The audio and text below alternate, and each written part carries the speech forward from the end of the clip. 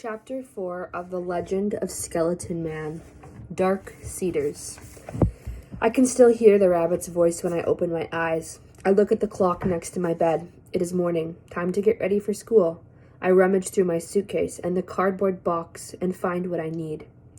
I don't feel like putting my clothes into the creepy wardrobe. When I was little, my mom read me that book about the wardrobe and the lion and the witch. I wished then that I had a magic wardrobe that I could crawl into and end up in some strange land. Now that I really am in a strange land, all I want to do is crawl back home.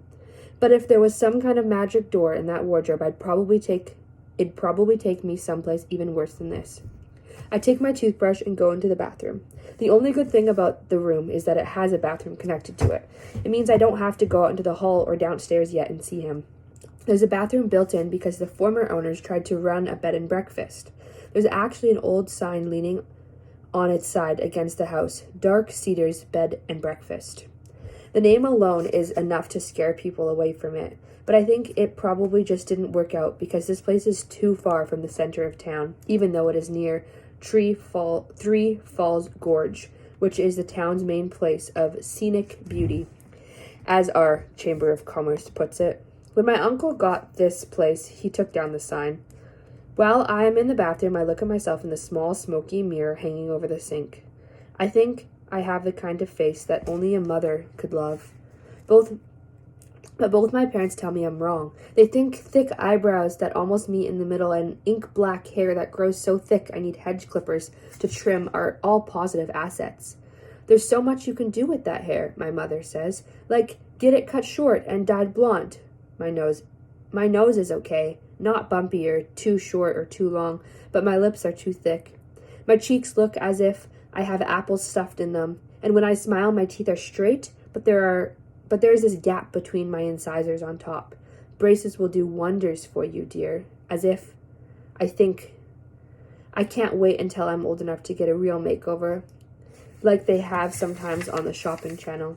Still, though, I'm not thrilled with how I look. I don't hate my looks. I can just see lots of room for improvement. And I know that people must like my face at least a little because whenever I smile at someone, they almost always smile back, except for my uncle. I tried smiling at him yesterday. He just studied my face like a scientist looking at some strange new bug until my smile crawled away and died. I won't try that again. I sigh and lift up my chin.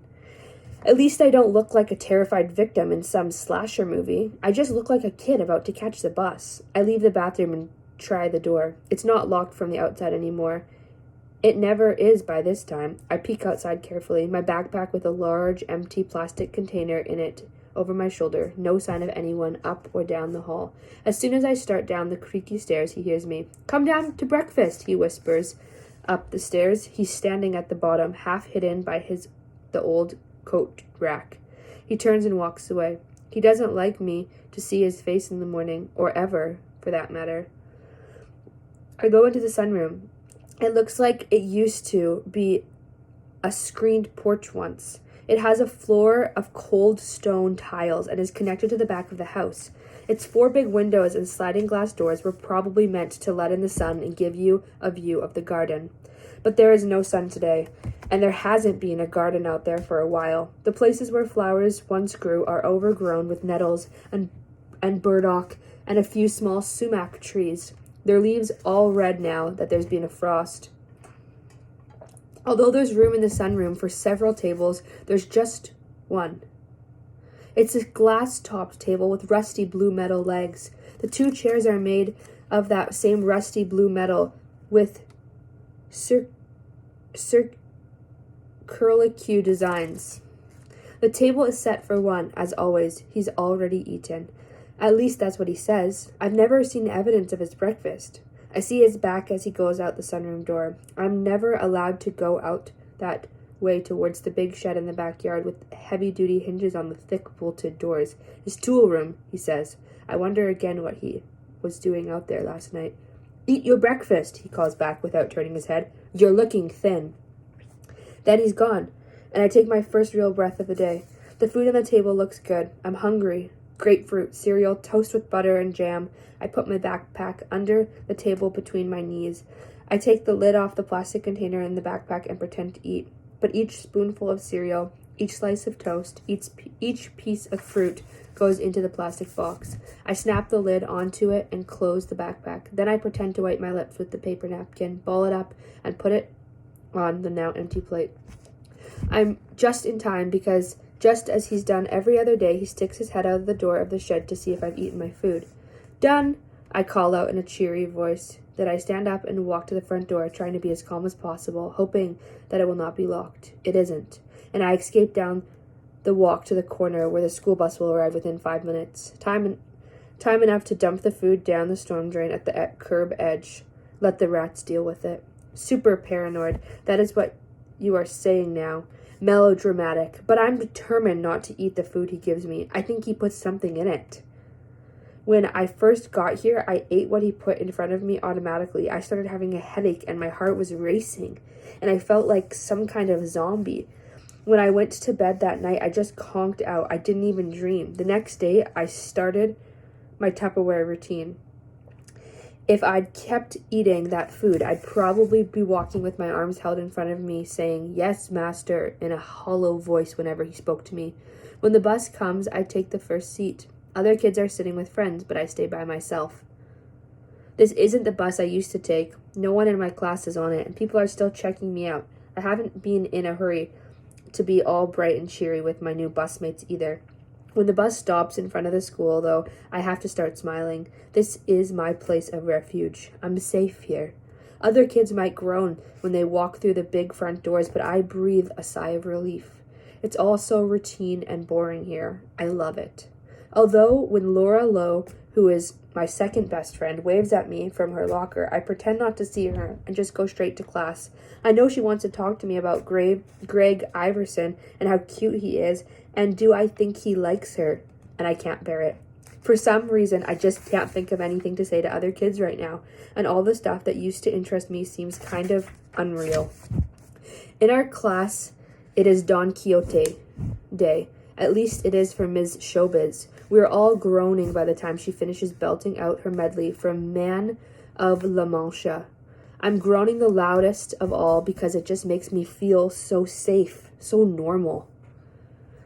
I feel so great that when Miss Showbiz tells us to open our workbooks, I burst out in laughter that is so loud and inappropriate that everyone, including Miss Showbiz, looks at me. Maureen Viola, who is my best friend and who sits 2 seats away, looks at me and mouths the words, "What is wrong with you?" All of a sudden, I feel as if I am about to burst into tears. I have to put my head down on my desk. What is wrong with me?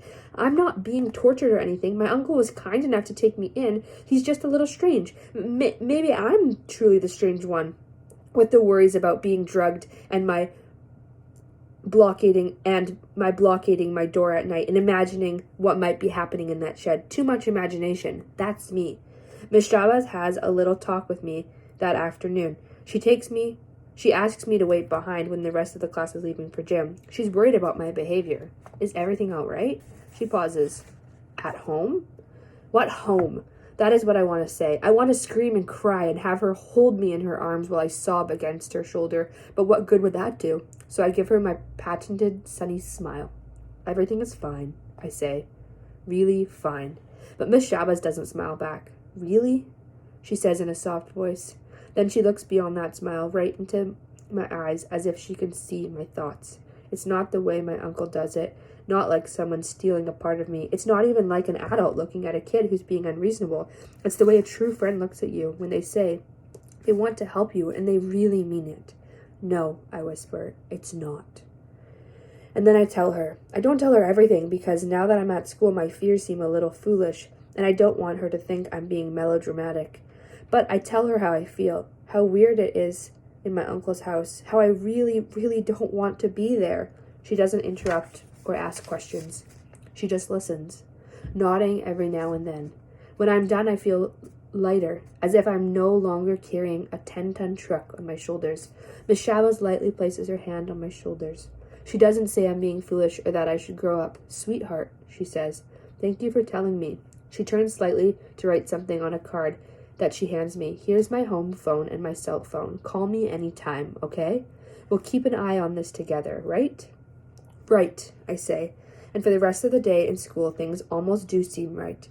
But then I take one more deep breath and the school day is over. That's bad. The only good thing is that it is Wednesday. That means I get to come back to school tomorrow and the next day before the weekend comes, which most kids love because it means they won't have to go back to school for 2 days. 2 whole days. I walk home because it takes longer than the bus.